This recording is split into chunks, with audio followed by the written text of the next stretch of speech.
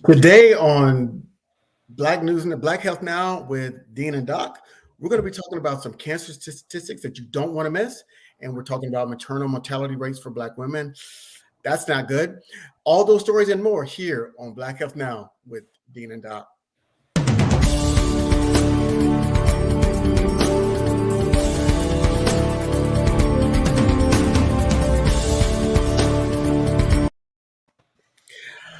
Good morning, good afternoon, or wherever you're watching from. You are watching Black Health Now here with Dean and Doc. And let me bring on Doc right quick so we can make sure that we have the dynamic duo here together.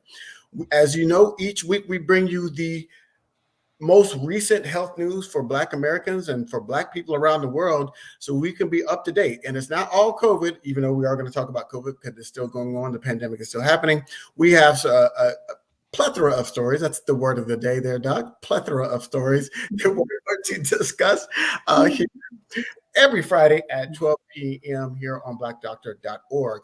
Also, while you're watching, if you're watching, just please make sure you drop in the comments where you're watching us from. We like to know where people are watching us from all over the world. We also like for people to share, share, and comment. Those are the three words that we like for you to do. So like it, share it with your friends and family, tag a friend and family member, and comment, ask your questions underneath. So good morning. I know it's morning on the west side there, Doc. I see the sun shining on your head. As usual in Northern California. I was just trying to get the latest news. I wanted our audience to know. I was trying to get it right up to the minute. Of course, we have to mention the terrible war in Eastern Europe. I mean, this whole Ukrainian mentality from the Soviet Union is very disturbing. I don't know about you, Mr. Dean, but I think the health of everybody in the world is at stake right now. And I think this guy will do anything to preserve his particular source of power. I think, and there's some great, I guess I should try to bring it up, but there were some things circulating on Facebook as to why Ukraine is important, right? In terms of it's a hotbed for natural resources, and it is that bridge between the rest of Europe. It's that space between the rest of Europe and Russia. And so if he claims the Ukraine, then what's to stop him from continuing that march westward through Europe and try to reclaim all of the old Soviet states from back in the day? So definitely something that we should be paying attention to with regards to what's happening here in the United States. I know we've slapped some sanctions on them. That's always the first step, but we never know. You know, real quickly, I read a book not too long ago that talks about it was called Grid, I think, where someone was able to take down the whole grid, electrical grid in the United States. And if you take down the electrical grid, almost everybody had died within 3 years because there was no electricity. So when we talk about health, the ultimate health side effect is death. And so consequently, I think this war has a chance to move forward. Let's talk about what came up about COVID this week. Obviously, a lot of people unmasking. I think a little bit prematurely in some instances, but unmasking. A couple of interesting things. One is it was an article that suggested that we don't have to get the booster within 2 to 3 weeks. Yeah, it doesn't hurt, but 8 weeks is sufficient. And it seems that 8 weeks gives you a bit more protection without any side effects or any downside. And so that may change. The other thing is that people are starting to take a look at this other Omicron variant A, B, C, or whatever it is. So there's another variant out there that people are kind of watching. So that I think it's B. Was it B2A? I think that's it. You just did that to show me that you knew. You knew I didn't know. I said I didn't know. And then you come asking me, is it? Instead of saying, and it's B2A. I'm trying to help you so you could tell the people, Doc. I'm trying to help you. Trying to make me look bad. I told you I didn't know what the name of the variant was, didn't I? But it is B2A, and it is spreading, and they're a little bit concerned. And the other thing, finally, about to put this to bed, is this issue about the long hauler. I mean, they're starting to really see that unvaccinated people have long haul diseases of the lung, the brain, or the heart longer than vaccinated people, about more than 50%. So there's a lot of little things around the edges, but I think we're going to start to see some more, many more things, and every week we'll probably have to talk about them because the scientists are learning more. The disease may be spreading more. And I think we'll have more problems if we don't do that. Well, I So think a couple of quick things here, Doc, for people to please take whatever precautions. I understand there's no more, they're relaxing mandates from all over the country. That's fine. Numbers are continuing to go down, but you still have to take this as personal, just like you would do anything else with your health, right? If you're diabetic, you can't just run out and eat sugar like somebody that isn't diabetic. And so I think we have to take personal precautions when it comes to the pandemic, and we can't just rely on government agencies and health agencies to protect us. The second thing I would say is that as this thing continues, I would say look at a map, and specifically for Black folks, look at a map and see where COVID, the hotspots of COVID around the world are. United States is still very much a hotspot, and so we have to take those precautions, even though they're relaxing everything and the numbers are going down. That doesn't mean they're gone altogether. So we can't return back to just normal activities as we would, just because there's no more mandates per se.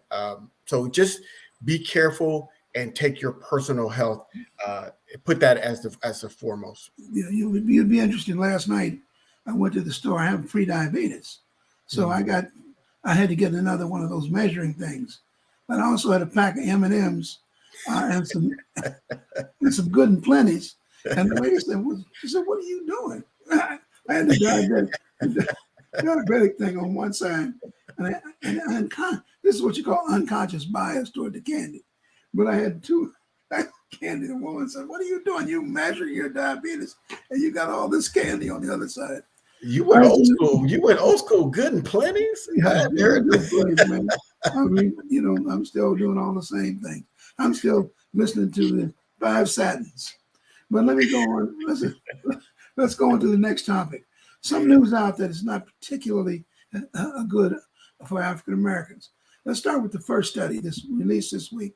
That in 2020, Black maternal mortality, Black pregnant women died more often than whites by a significant factor, 2.9 times higher than whites, and 14% higher than before the pandemic started. The implication being that there's something about this virus that affects pregnancy. Now, it took us a while to understand that. We do know that pregnant women now do die more often and that have COVID, but not as significantly as 14% in the first year. And we also know that babies are being born to mothers who have COVID are a bit premature. So we do know that much about it. There are a couple of reasons that were given. The first reason was that there was no access to adequate obstetrical care. And the second reason was there's no vaccine. So that I think we're still learning about, this whole issue of prenatal mortality for Black women is an issue that everybody's working on, but it seems like the COVID virus didn't help. Yeah, I think what we have to do is we have to be really, really cautious because that's kind of like America's dirty little secret. The maternal mortality rate for Black women in their early 20s is matching that of white women that are in their mid to late 30s. And so, as we know, as women age, pregnancies become more complicated. And so when you're having someone that's in those prime childbirthing years having the same mortality rate as somebody at the end of their birthing years, that is a significant problem. If there's some good news, health disparities is a hot topic right now, and there are some organizations and some companies that are paying attention. So, for example, Blue Cross Blue Shield, one of the largest, if not the largest insurance providers in the country, has dedicated resources and funds to lower that maternal mortality rate by 50% over the next 5 years. And so, but we do have to recognize, what I hear is that people that even if you survive COVID, there are some lingering aspects. So in our first story, we're talking about lung and health and head and other issues. And now we're talking about it impacting pregnancy. And so we can't be so cavalier and treat COVID as if it's like the flu, because it's really having a more deleterious, that's another big vocabulary word there, effect on our overall health. All right, let's take a quick break. And when we come back, we'll talk about some cancer statistics that are just as disturbing. Can you, Oh, it's on me? yeah, I guess. I'm Dr. Mike Lenore with the AAWP Health Tip of the Day. Some recent studies suggested that you have to exercise vigorously for 150 minutes every week. I've tried that, but that's an awful lot of exercise. So I welcome the recent study from the British Journal of Sports Medicine that suggested that you can do less and still benefit. They looked at 50,000 people for premature death and divided them, those who sat more and exercised less, and those who exercised more and sat less. I don't have to tell you who lived longer. 11 minutes would get you a few years over nothing, but the sweet spot seemed to be exercising vigorously like walking for 35 minutes. 11 to 35 minutes of exercise a day could buy you some time in the long run. You still have to watch your weight, watch your diet, but 11 minutes, even I can do that. The Health Tip of the Day is sponsored by the African American Wellness Project and BlackDoctor.org. I never did get into that 35 minutes a day of vigorous exercise. I mean, I have to work. That's the first thing. And the second thing. Well, that's a complaint. That's the pushback from many people is that. I'm going to do that 11 minutes. That's more my style. But 35 minutes of vigorous exercise every day, man. I mean, that's what I don't know where they're getting this from. Well, it's kind of like that lie that we tell ourselves, right? You and I have played golf from time to time, and in our mind, or what we tell our significant others, oh, it's only going to be 4 hours. Well, you know that it's going to be 6 or 7 hours. And so that 35 minutes of exercise is not going to be 35 minutes because it's going to take you about 20 minutes to get ready. Then you got a 15-minute and put on your little exercise outfit. Yeah, the exercise turns into an hour and a half long venture for that 35 minutes of actual work that you did. And so people don't have that kind of time. And so what we've got to do is we've got to be more efficient. In all seriousness, we have to be more efficient with how we exercise and the type of exercise. And so that 11 minutes, I don't suggest doing that every day, but I think that if you could walk after your nightly meal, take a walk. Right. Yeah. But it just, I used to have a gym membership, but, I'd get down the gym and catch walking around, with no shirt on, picking up barbells. I kind of felt out of place. And then I'm not going to take it too far, but I had a gym coach once. I got me a personal trainer. Everybody's got a personal trainer. And he wanted to see what shape I was in. So he wanted me to see how many push-ups could do. I did 3 push-ups. He said, great, Doc. That's more than I thought you could do. I got rid of him. Right away. Now let's talk a little bit about the cancer statistics that were also released this week. It seems that African Americans are carrying the burden of cancer. I mean, for every statistic, we are sick more often and we die more often. Yeah. And a lot of that obviously has to do with the fact that a lot of the issues around unconscious people entering the healthcare system and not being treated properly. But there's some things that we should be doing that we're not. Yeah. And that when I say we, I mean the African American community, that we could be doing better. One is going to the doctor when you have symptoms. Early in the game, if you feel a lump or you feel something is uncomfortable or chronic abdominal pain, go see your provider right away and make sure that when you do go see that provider, that they pay attention to that symptom. Because most of the studies that I'm seeing, and I may say this every week, the reason African Americans are sick or more chronically ill and die more often is we go too late. Mm-hmm. We get into the system too late. And we can't say that often enough on this program. Well, I think you bring up some very good points. So that's why, we all hear cancer comes in stages, right? There's stage 1, 2, 3, 4. And so typically when you're in that stage 4, and if that's the first time it's getting caught, your treatment outcomes diminish tremendously. But if you can catch it early and treat it early, you have a better chance of survival. But that requires you to have a regular relationship with your doctor, an open relationship with your doctor, and one that you see, if not annually, biannually. So and not just use the emergency room. Because a lot of times I had this discussion just the other day with a family practice friend of mine, and he said too many Black people use the emergency room as their primary care physician. They only go when they're in severe pain or have some sort of accident or something that is significantly wrong, versus having a regular relationship with a primary care physician that can monitor your numbers over time and say, hey, these seem a little elevated, and take you to get some tests and get it caught early. So we've got to do a better job on our end as Black people in terms of engaging with healthcare services. Yeah, I think also there's no question that the system, we need to know what we need to know. Mm-hmm. That means if somebody tells you you have breast cancer, somebody tells you you have prostate or colon cancer, get your books out. Read what you can. Go to the African American Wellness website, aawellnessproject.org. We have a very robust platform for symptom checking and for health information. We vetted all that information, trying to make a lot of it literacy so that you could read it easily. But when you have a condition, the doctor says you have this. Half the time, when they say that, especially if it's cancer or a major heart problem, people don't hear much after that. Right. I mean, you just don't hear it. Somebody says, well, you got prostate cancer, and that's it. You just thinking, well, let me go to Costco and get my coffin, that kind of thing. You just don't hear anything else. So once you know what you have, read as much as you can about it from trusted and vetted sources.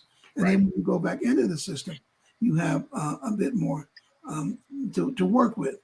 You had some issues on article from blackdoctor.org, and I would recommend people look at blackdoctor.org on a daily basis. A lot of very helpful tips, but you something about asthma that we should discuss.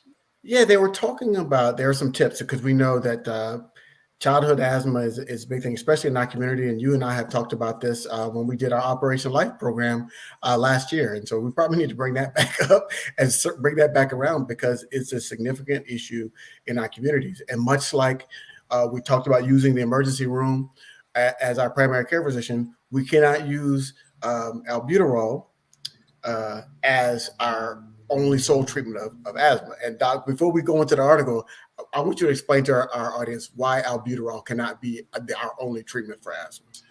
Well, in very simple terms, there are two things that happen in asthma. One is the airway closes down, and the other is that a bunch of cells move into your lung and they set up shop there. Sometimes they're there to protect you, sometimes it's allergy, sometimes it's infection. And those cells release chemicals, and those chemicals force that airway to close down. Now, all albuterol does is open up the airway, regardless of what closes it in asthma. It will not help you as much in chronic obstructive lung disease, but with asthma, albuterol opens up the airway. But let me give you some statistics about albuterol.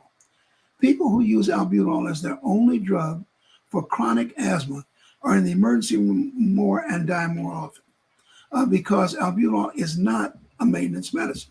It is a rescue medicine. And if you keep pushing on that receptor to open up, eventually that receptor may become refractory. Refractory, that's a big word for me, but it may become resistant to the effect of albuterol. So that if you've got a chronic asthma problem, you need to be on a maintenance medicine that looks at those cells. They're the ones causing the problem. And what those drugs like Flovent and Qvar, even Symbicort, Dulera, or Advair, all have in them an inhaled corticosteroid. Everybody says steroids, and they get panicky because they've heard a lot about steroids. These are what you call local steroids. That means they surround the cells, they're metabolized at the surface of the cell. They don't get absorbed systemically. So you don't have the problems like you would if you take oral steroids. Let me give you some ways for you to understand whether your child or you are well controlled. A well-controlled person with asthma uses one albuterol inhaler per year. Now, if you're using it 2 to 3 times per week, you need to be on a maintenance medicine. Every day, 10 people die from asthma. Disproportionately, African American women have the highest mortality rates in the country. So you remember 2 things about asthma, maybe more than 2. If you know what triggers it, avoid them. If you use your medicine and albuterol is your primary drug, you're in the wrong place. You need to go back to your primary care doctor and talk about maintenance medicines. And remember, these are not the only things that can manage your asthma. Almost any asthma, no matter how difficult, can be managed now. We may have to do more aggressive things, but if you're sitting there wheezing and coughing, and wondering what's wrong and hugging on that albuterol, and worse, that Primatene Mist, which is back on the market, that's like a death sentence. Oh, wow. That's like because Primatene Mist gets both the heart and the lung. So every time you puff that Primatene Mist, it jams the lung receptor, but it also stimulates the heart receptor. And so consequently, you need to stay away from that particular drug. But if you're using albuterol more than 3 times a week, more than 2 times a week, you need to be on another medication. Well, to that point, we have a comment from one of our viewers, and they're saying that they just got 4 boxes of albuterol yesterday. They don't have chronic asthma, but at times at night, I wake up and can't breathe well. Is there something else that this person could be doing besides using albuterol at night when they're having difficulty breathing? Yes, panicking. That's one thing, because what that means is you have asthma. It's manifested when you lie down. But by that I mean everybody there are a lot of people. Well, I only take albuterol with exercise because that's all I have, exercise induced asthma. No, you have asthma. Manifested by exercise. That means when you lie down at night and you're recumbent like that, that brings out the asthma you already have. So what that means is you need to be on a maintenance medicine during the day as well. If you have that kind of problem and I ran you around your house, you would not be able to make it. And that would show that you have asthma all the time. It's just more apparent when you lie down. And that's true with anybody with asthma.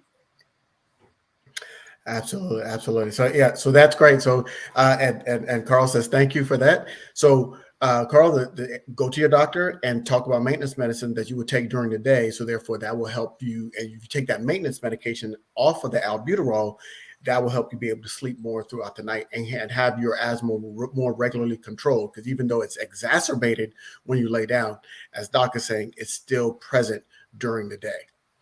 Let's play that first break. And then that leads into the next conversation. Okay. With the African American Wellness Project. CDC guidelines now let us start vaccinating children down to the age of 12. But because fewer children have been sick with COVID compared to adults, many parents are asking, why should I get my child vaccinated? The answer is that children can get very sick with COVID, and they can spread the virus to others, especially in urban areas. So protect your whole family by getting all eligible members vaccinated. And for more information on COVID, visit aawellnessproject.org. I'm Dr. Mike Lenore with the Ethnic Health Report, sponsored by the African American Wellness Project. A recent study in the American Heart Association journal Circulation found people with high cumulative genetic risk scores for heart disease could dramatically lower that risk if they adhered to 7 lifestyle modifications called Life's Simple 7. In addition to eating heart-healthy diets and moving more, this includes not smoking, maintaining an appropriate weight, and keeping blood glucose, cholesterol, and blood pressure under control. Why is this important, especially to African American men? On average, we live to be about 69.1 years, which is 5 years less than the average of other men. Heart disease is a leading cause. Black women have an average lifespan of 78 years. They must be doing something right. This message is sponsored by the African American Wellness Project, the Alameda Alliance for Health, and the Dan Weinstein Family Youth Foundation. So yeah, this is I thought a very interesting article. What do you call it? I guess it was an announcement from the American Heart Association that the 7 simple steps that you take, if you take those 7 simple steps, it protects your heart. I mean, certainly I looked at the list. Everybody knows about diet, and everybody knows about weight control, but motion. Yes. I mean, movement, walking, running, doing other things on a consistent basis really improves the quality of your life with heart disease. African American men, as I said, live 5 years less than white men. Now, you're an African man looking at this. You need to hear this. You will be cheated out of 5 years if you don't protect your heart. And watching your weight, watching your diet, movement, those are three big ones, and monitoring your glucose and your cholesterol and your blood pressure. And Yes. if you do those things, it has been demonstrated that it will increase your life expectancy by at least 3 to 5 years. Well, I think absolutely with respect to your heart, there's some numbers that you should know at all times. Particularly, you should know your blood pressure. If you have a family history of high blood pressure, you should know your blood pressure at all times. You should be monitoring that. Number two, you should be knowing your cholesterol level, because cholesterol, we all understand, clogs the arteries and can lead to heart disease. So if you don't know what your cholesterol number is, if you've got a family history of it, I do. So you got to know what your cholesterol numbers are. And you have to know what your blood sugar is. So blood sugar can lead to higher levels of diabetes, can lead to all types of heart-related Heart illnesses, disease. heart disease. So those three numbers you should know at all times: blood pressure, cholesterol, as well as your blood sugar levels or your A1C. Either one of those is the same. Yeah. It's very simple. So, and you can't do. I'm guilty. I plead guilty. It's unusual for a suspect to just say I'm guilty. I'm guilty.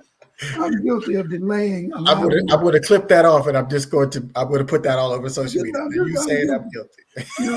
I'm supposed to have all my stuff done, this month. Okay, well, this month was my birthday, so I didn't want no bad news on my birthday. So that's the time to do it, Doc. Every year you get older. After my birthday. And now, the NCAA playoffs start next week. So I think I better get through those before I go get these tests. But I mean, I'm better Y'all now. please roast Doc right now in the comments. Please give him a thumbs down. Guilty. That foolishness right there. And there's one final thing in the time that we have left. I think there's some America's after two things. They're after coffee and they're really after meat.